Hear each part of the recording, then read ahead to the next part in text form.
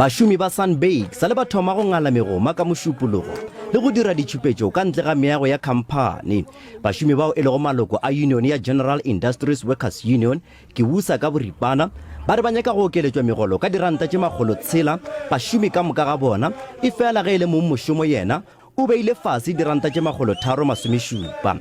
Mošomo wa rena a bontšhile gore o nyaka gore ekeletša megolo mo mogolong re kgopetse gore ba tšee megolo a rena ba di ikuketša ka 600 ranta e leng diranta tše 100 e fela a ba nyako gore theeletša go seo. Ba bangwe ba bašomi ba re khamphane ga e ba lefele mašeleng ao a lekanego ao ba ka kgonago go iphediša ka ona.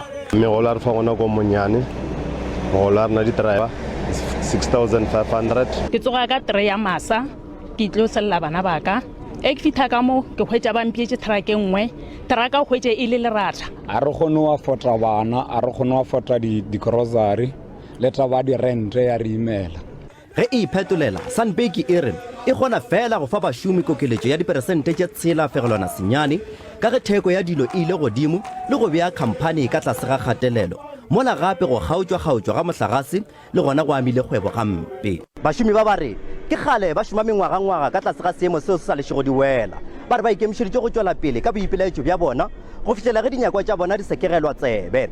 Nna ke Koketšo Motau wa ditaba tša SABC Polokwane.